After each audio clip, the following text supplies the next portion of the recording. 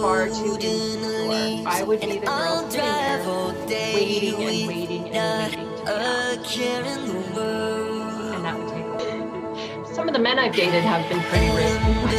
Does that count? I don't know if you recall, but I've wanted to move mountains so much, and an opportunity came up recently to move to. Okay, so hey everyone, welcome to tonight's episode of Social Commerce Give It Up. Tonight we are super lucky to have Sherry T with us. So Sherry is a podcaster, a public speaker, and she has worked with executive admins for 17 years. She's worked in the field, she knows it really well, and she is a coach to new people coming into that field. So she's going to share, well, hopefully a lot of her story as she answers important questions asked to every guest on Social Commerce Give It Up. So welcome, Sherry. And thank you so much. Tonight. How are you doing tonight? I'm good. Actually, if I'm keeping it real, Nancy, I told you before, I'm super exhausted today. I'm in the middle of a move, a very unexpected move. So I've been packing all day, but we're going to sneak in a sip or two. Go for it. But I'm so happy to be here. Honestly, like, you're one of my favorite people. So I'm so happy to be here tonight. Thank you. Totally feel the same. So thank you for being here. And just before we get started with questions, where are you off to? So you're right now in Calgary. I am in Calgary. I have decided to supplement my own business by taking a position in Kamloops. So I will be in charge of the administrative infrastructure for a dog academy, of all things. Oh, interesting. A dog academy and a breeder, and helping him run his operations out there. So I am headed for the mountains, and I will be surrounded by puppies and horses, and who could ask for more? Sounds like paradise. So it is. Sounds like I also need to make a road trip after lockdown's officially over and have a little visit. Totally, yes. Super fun. Okay, well, are you ready for the questions? No, but give them to me anyway. Okay, so question one, you kind of a little bit touched on, but please elaborate. What are you doing professionally and why? Sure. So I spent 17 years as an executive assistant supporting C-suite executives. And then I transitioned into my own business, which is the Prosper Us Group. And in that business, what I do is I recruit executive assistants, and I also train and coach new executive assistants. So everything admin, that's me. Oh, that is super cool. And I think that's a very interesting market because, well, I mean, I don't know a lot about the C-suite executive component of it, but my overall take home is that you kind of like go to school, get hired, and then you're expected to know all the ins and outs. So what kind of things do you train on? Some of the basics that I train on are just the hard skills, like, calendar management, time management, how to be organized. And then it really progresses up to the softer skills. So for instance, how to become a more strategic partner with your CEO, how to have a seat at the table and really garner that respect, how to have the difficult conversations, not just with your boss, but with your coworkers and some of the other executives in the business. So as the training progresses, it gets more and more towards leadership and management skills. Wow, I think that is so important. And I'm a big believer of the importance of EQ in the workplace. And that sort of sounds like what you're bringing in on top of the hard skills that the admins need to know. Yeah. And I think very little of what I do, sorry, I'm just turning my fan off. Oh. Very little of what I do is actually focused on the hard skills.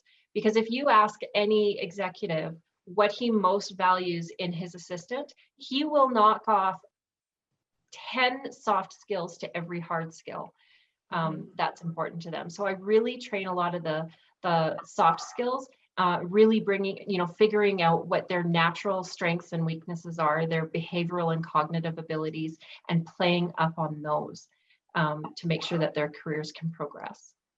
Yes, because I think, well, again, it sounds a little presumptuous, but I feel like a lot of people in high level leadership are really great at structure, getting stuff done, throwing out orders, but maybe not tapping into the more subtle things that make a working relationship stronger and really create that synergy. Also, my impression, at least from the dealings that I've had with businesses, is that those people, the admins, are basically the face of the company. They're the people who are fielding the people who are the clients, is my impression, if I'm correct. Oh, 100%. Both with external customers and the internal people that they deal with. And an EA or an administrative assistant too has to have the most fluid energy from anyone else in the organization, in my opinion, because they're the ones who have to gel all the different personality types together, who have to react and go with whoever they're interacting with. So it's the EQ that an EA need, all these acronyms, the EQ that the EA from the CEO needs to. That's like a wrap. Oh, that's an idea. But no, their EQ definitely needs to be nurtured and grown and really developed. Oh, amazing. So that is like so interesting. And I feel like it's an untapped niche market that has so much potential to grow. So what is your personal vision for your business, say in the next like 3 to 5 years? Like, what would you like to see happening? For my business, I would like to be seen as the #1 training for executive assistants, because the training that I received in my years as an executive assistant really focused around hard skills and, how organized are you? How well can you multitask, and so on and so on. Whereas the psychological aspect of it was really ignored.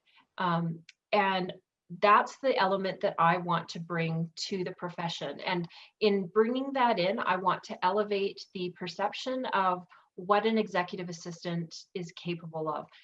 That they are a C-suite executive in the administrative field is where they can get to. So I really want to change the paradigm around that and get them to further their careers. Amazing. So how could people connect with you who wanted to learn these sorts of skills, or how do you connect with people? Well, people can reach me by email. It's a good way. So Sherry@prosperusgroup.com. I do have an Instagram account, which is Prosper Us Group. And my Facebook page is Prosper Us Group. So if you just, on any one of the social platforms, and I'm on LinkedIn as well, just reach out to me. I offer a complimentary consultation to anybody who contacts me, whether it's an executive who needs to improve his or her relationship with their EA, or an EA who is looking to further her career through training or coaching, and so on. That's amazing. And I love the consistency of your marketing. That's great. Like to keep it easy to remember. Even though I love working in a slightly different sector, I do believe that businesses and engagement all comes back to energy and like ability and connections and relationships. I feel like 100%. important. Yes. Everybody that I end up coaching or helping really feels like a genuine friend connection at the end. And they always contact me again and keep me updated on how they're doing, just for no other reason than that we've built that bond. So yes, it's all about relationships. That's amazing. That's so awesome. So well, good luck with that, and also with your move to BC. So exciting. Lots of cool things coming up for you. Yeah. All right. So that was question 1. So the second question is kind of the opposite. What would you never want to do as a job, profession, and why? Anything that involved being outside in the cold. I Mm. cannot stress enough how much I detest being cold. And so when winter hits and I see people out doing, snow removal or something like that, I just cringe. I couldn't imagine doing their jobs.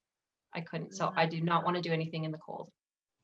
I I can totally relate to that. It's not something I had thought about, but for sure, like the Yeah. skiing and the downhill stuff and the stuff being outdoors, I'm like, oh, that doesn't look so fun to me. Yeah. And from a Canadian, come on, like Yeah, that's weird. in Calgary, where there's like all the cool stuff around you. So Yeah. I remember watching this show, and I don't know if you remember it a few years ago or if you ever watched it, but it was like on TLC or something like that called Ice Truckers. No, I actually don't watch TV, if you can believe it. I watch some Netflix, but that's it. So no, I haven't seen it. Okay. I'm largely Netflix and YouTube myself now, but back then it was like the show about these like truckers on the Arctic ice highways and things like that. So it just Yeah. looks so crazy to me. So totally get that answer. Okay. So do you like going to libraries or bookstores and being surrounded by real books? Libraries, no. Bookstores, yes. I have this really weird thing that I always think that the people who use the library books have all had them in the bathroom. Oh. I That is, don't like it. I think it's germy. But go to okay. a bookstore where they're new and fresh, and oh my God, I love, love, love, love books. I'm always ordering on Amazon, and unfortunately, I have more unread books than read books in my repertoire that I've still got to get through. But I love books. They're very sacred to me. Well, I think we're on question 4. Okay. So what is the most daring thing that you have ever done? Oh my God, what is the most daring thing I've ever done? I don't know if I know the answer to that. Some of the men I've dated have been pretty risky, but does that count? Sure. Maybe like selling off everything and moving to BC is a pretty cool move. There you go. Actually, the most daring thing I ever done, there's my grammar, it's beautiful. The most daring thing I have ever done, I think, is I left everything about 12 years ago. I left my religion that I grew up with, and my family disowned me. So I think that the walking away was the most daring thing I've ever done. Oh, wow. Yes, So it's not quite as interesting as, skydiving, but that's pretty interesting. Can you share a little bit about that? Are you open to that? oh, I am. I am. So yeah, I grew up as a Jehovah's Witness, and 12 years ago, I decided that it wasn't for me anymore, but I knew the consequences. So I left my marriage at the same time. So I left my marriage and the religion, and as a result, my family could no longer talk to me. So I have been away from my family for the last 12 years. Wow. That is like super courageous. That is wow. Thank you. Not a lot of people would be able to have the courage to make that much of a change. So that's huge. That's huge. That's where you just close your eyes and jump off the cliff because you don't want to see where you're going. But I feel like I've just brought the energy down. That maybe wasn't the best answer. That was a great answer. So are you happy with where you've landed? Oh my God, Nancy, I am so happy. I mean, it has not been easy at all. Like there's been a lot of healing, but you introduced me as a podcaster as well. So the podcast that I do is called When Religion Unravels. And now I've, along with my co-host Bruce, we like to help people who are transitioning out of very restrictive religions because Mhm. there's a lot involved. There's a lot of healing to do. There's a lot of healing I've done, and yeah, it's quite a trip for sure. Wow, that's amazing. And you definitely should give yourself so much credit for that and not Thank undermine. you. That's like I think there's so many people who are in a similar situation, whether it's a marriage or a religion or a job or whatever it is. It's not an easy thing to do to to make that decision and make that move and go on the leap of faith and give up it Yeah. all, right? Because you don't know what's on the other side necessarily, but you have to Yeah. have the hope and the vision and belief it's going to be what really is Yeah. meant for you. But you know what it has done for me? It has made me so fearless, which is why I could take this new position in a different province and sell everything of mine and do a completely fresh start. And it's really a blind leap of faith. So things like that don't even faze me. I don't overthink it. I just do it. Take a chance. That's incredible. And thank you so much for sharing that. That's such a huge example. So Thank you. amazing. Okay. So what is something that you wish that you had said yes to? Is there anything? Oh, yes. What would I have wanted to say yes to? The way that I grew up, secondary education was not promoted because within the confines of that religion, Armageddon was coming anyway. So why would you get educated? So I grew up believing I was very stupid, which surprised me when I actually figured out that I had a brain in my head. And Wow. but before I figured out I had a brain in my head, I had an amazing opportunity to move to Saskatchewan and pursue a little bit more of the higher education. But I was so in the mind frame of, Armageddon's coming, and I'm not that smart anyway, that I said no to it. And I think that not getting secondary education after high school was one of my biggest regrets. But, not that I haven't succeeded anyway, but it would have made things a lot easier. So I wish I had said yes to that opportunity. Oh, wow. That's so interesting. And again, like such a powerful share. Thank you. Okay. So what was a pivotal moment that changed everything for you? I mean, you shared a lot of pivots. Oh, let me see. What changed everything for me? Besides the situation I already described, you know what? This job opportunity came up so out of the blue, by such serendipitous events that, yeah, I think that one is going to change my life. It is changing my life, and I just don't know how yet. But it was a decision that I took 2 seconds to make. And so let's see how that one changes my life. Stay tuned. It'd be so interesting because I do remember for the longest time you had put out there that something new was coming in, and here it is. I did. And I don't know if you recall, but I wanted to move to the mountains so much. And an opportunity came up recently to move to Kelowna. A girlfriend said that, come stay with her for a while till I got on my feet. And it just didn't feel right. It was just several weeks ago. And here I am. I'm moving 2 hours away from where I thought I would be, and to a place that's just as beautiful. So I do feel like I'm bringing in everything that I wanted. Exactly. It's all about the intention. Totally. Yes. That's awesome and inspiring. Yes. Okay. What is something that you thought that you would love, but you ended up not liking it at all?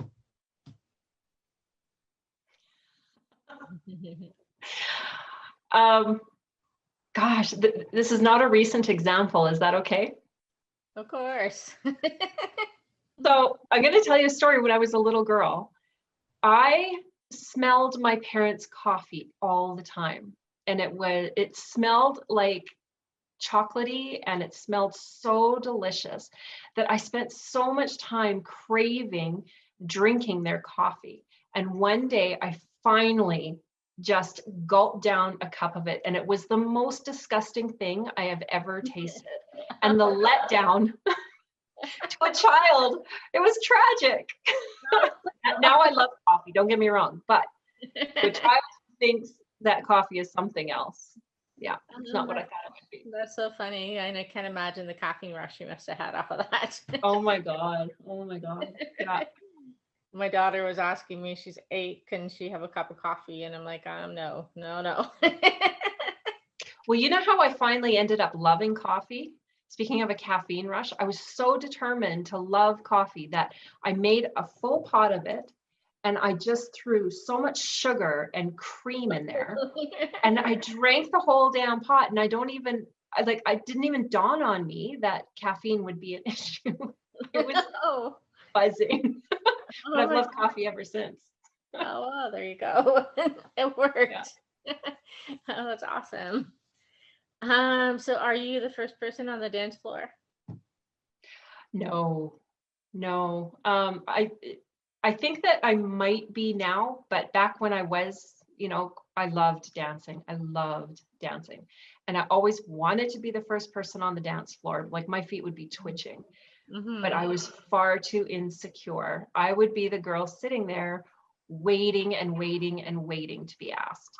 Wow. And that would take a while. Well, I feel that might have changed. I think so. I think I need to go dancing. So too, absolutely. If you could share only one thing about yourself, what would that be?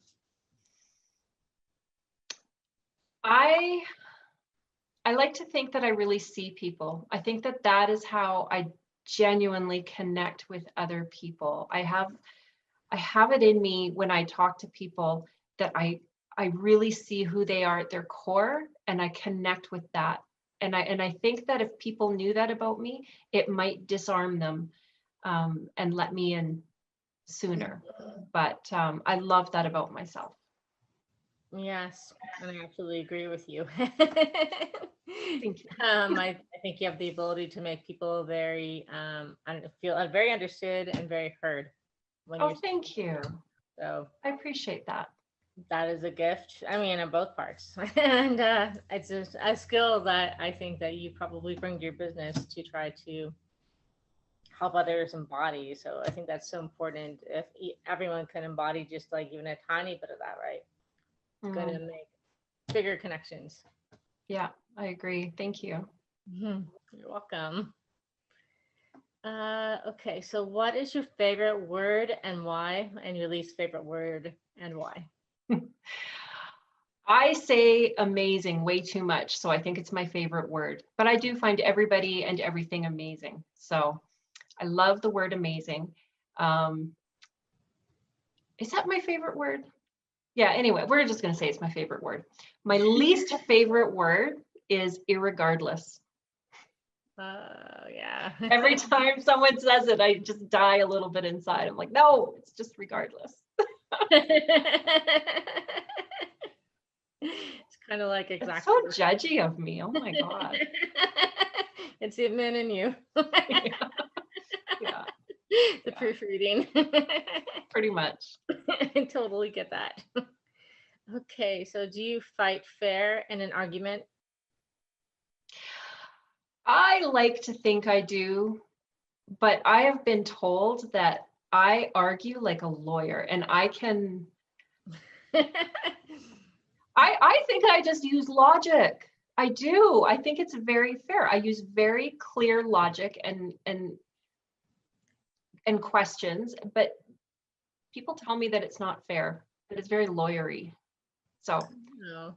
I don't really know the answer to that. I think I fight fair.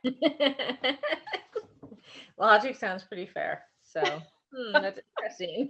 I think they just don't like losing the arguments. It sounds like you might be able to out strategize. So that might be the problem. That could be it. That could be it. Okay. So who in history would you either help or stop? Who would I help? Anne Frank comes to mind. I don't know why that one just popped in my head, but I would want to help her. And I think the other side of that coin is stop Hitler. Yes, absolutely. So be interesting to see what would happen in both those instances. Yes. Well, if I stopped Hitler, I wouldn't need to help Anne Frank, but we won't get too philosophical about that. That's true, right? the opposite sides of the coin. Totally. Yeah. Okay, so this is a little light and more fun. Less thinking, maybe. Sweet or sour candy, chocolate or salty snacks. Sweet candy. I'm Dutch, so I have a sweet tooth. And okay, as a woman, it totally depends what time of month for the second question. So I reserve the right to choose either one. Okay. But if I had to choose, it'd probably be chocolate. It's a hard choice. Yes. Okay, so the last question is, what fictional place do you wish that you could visit? What place? What fictional place? Oh, what fictional? I want to go to Narnia. Yes. So, Or Never Neverland. Which one do I want? Maybe Never Neverland sounds more fun. Yeah. that Yeah, would- Never Neverland. Yes. Very cool. Yeah. Super. Okay, well, those are all the questions. Thank you for Oh, such that was so fun. Thank you. It's very fun having you on here tonight. So despite our Thank little you. internet glitch, hopefully it will all I've got a super duper Fiverr guy, so I'm sure he's gonna help me out. Nice. Good for you. All right, so thank you so much. And again, just can you reiterate how we can connect with you? Because I'm pretty sure there's some people Absolutely. who wanna reach out. So my Facebook page is the Prosperous Group. If someone wants to get a hold of me directly, Sherry@prosperousgroup.com, and maybe I'll put that in the comments once the video posts. And yeah, any of the social media platforms, Instagram, LinkedIn, Facebook, I am the Prosperous Group. Okay, awesome. That's pretty straightforward. Thank you. All right, so we will have to have you back and have a follow-up after the move and see what's going on in BC. Yes. Like, good luck right. with packing up and definitely get there safely. Thank you. I appreciate that. Thank you, Nancy, and thank you, everybody. So it was such a pleasure tonight. All right, we'll talk to you soon. All right. Bye-bye. Bye. With you by my side, I gotta ride or die. We'll be rebels, you and me. Sailing towards the sun like we're shot from guns.